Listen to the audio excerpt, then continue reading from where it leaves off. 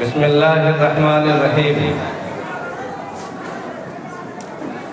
الحمدللہ وکفا والصلاة والسلام علی سیدنا و نبینا و مولانا محمد المصطفیٰ، اما بعد۔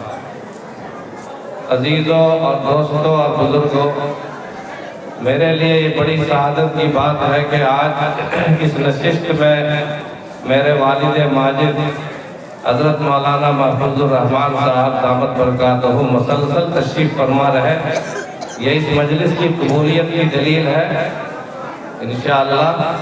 اور ایک اور وجہ بھی یہ ہے کہ ہر سال اس طرح کے پروگرام ہوتے ہیں، لیکن اس بار اس مجلس کو ہم نے مجلس حدیث میں تبدیل کر دیا ہے۔ یہ مجلس صرف مجلس تقریر نہیں ہے یا انجمن کی مجلس نہیں ہے، بلکہ اس مجلس کو اس سال ہم نے مجلس حدیث میں تبدیل کر دیا ہے، کیونکہ مشکات شریف کی آخری حدیث کا درس اس مجلس میں ہوا۔ اس طرح یہ مجلس درس حدیث بن گئی ہے۔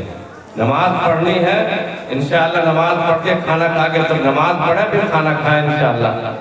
تو مجلس درس حدیث کا مطلب یہ ہوتا ہے کہ وہ مجلس کسی عالم کی نہیں، کسی فقیہ کی نہیں، کسی محدث کی نہیں، کسی مفکر کی نہیں، بلکہ وہ مجلس رسول اکرم علیہ السلام کی مجلس ہے۔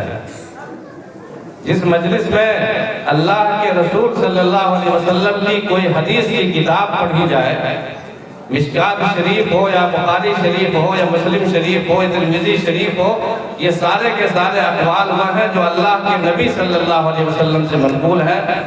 تو جس مجلس میں درس حدیث ہوتا ہے، جس مجلس میں نبی کریم صلی اللہ علیہ وسلم کی حدیث پڑھی جاتی ہے، وہ گویا کہ تمام کے تمام لوگ وہ ہیں جو نبی کریم صلی اللہ علیہ وسلم کی مجلس میں موجود ہیں۔ حضور کی مجلس میں آج بیٹھنے کا آپ کو شرف حاصل ہوا کہ آج آپ سرکار کی مجلس میں بیٹھے۔ اس سرکار کی مجلس میں سرکار کی بات سنائی گئی، حضرت عبداللہ بن عباس کی روایت، حضرت بحث بن حکیم کی روایت اور باقی لوگوں کی چیزیں نقل کی گئی یہاں پر۔ تو جس مجلس میں سرکار کی مجلس ہو، جو مجلس نبی مختار کی مجلس ہو، جو مجلس حدیث کی مجلس ہو، اس مجلس میں تھوڑی ٹھنڈک آپ نے برداشت کر کے قبول کر کے بیٹھے رہے، میں آپ کو مبارک بات دیتا ہوں۔ امام مالک رحمۃ اللہ علیہ جب حدیث پڑھاتے تھے روز اقدس کے قریب میں، یہی فرماتے تھے کہ قال صاحب ھذا القبر، اس قبر والے نے یہ بات کہی ہے، قال صاحب ھذا القبر، یہ میری بات نہیں ہے، یہ اس قبر والے کی بات ہے، روز اقدس کے مکین کی بات میں نقل کرتا ہوں۔ یہ مجلس آج کی مجلس نبوی میں تبدیل ہو گئی ہے، مجلس حدیث نبوی میں تبدیل ہو گئی ہے۔ جتنے لوگوں نے شرکت کی ہے کل وہ اللہ کے ہاں اس کا حوالہ انشاءاللہ دے سکتے ہیں کہ پروردگار ہم آپ کی ایک مجلس میں شریک ہوئے تھے، جس مجلس میں حدیث رسول پڑھی گئی، تو اللہ تعالیٰ سے قبول فرمائے۔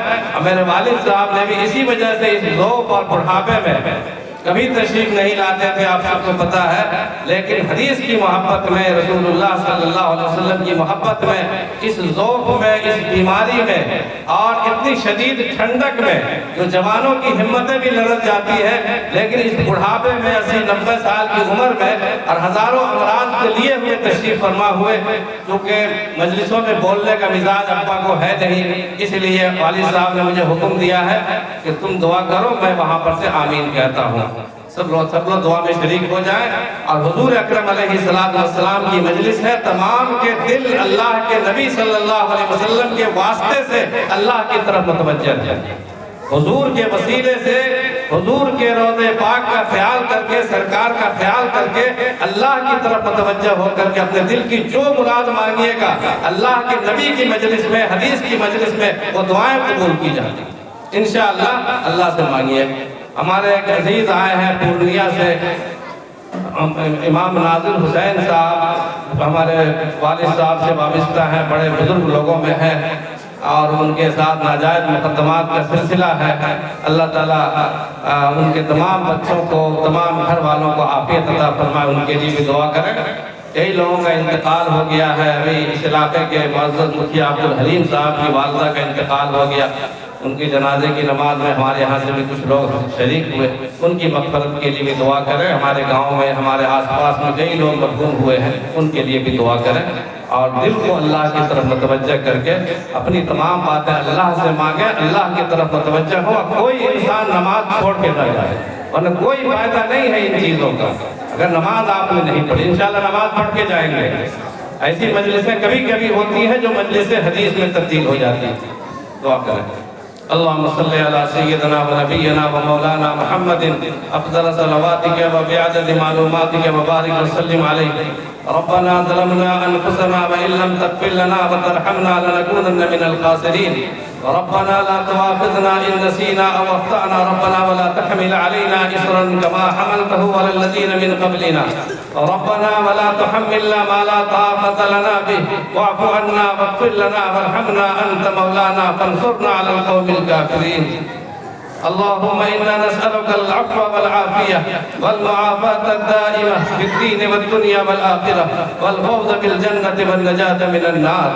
اللهم إنك عفو تحب العفو فاعف عنا يا كريم۔ اللهم إنا نعوذ بك من الهم والحزن، ونعوذ بك من العجز والكسل، ونعوذ بك من الجبن والبخل، ونعوذ بك من غلبة الدين وقهر الرجال۔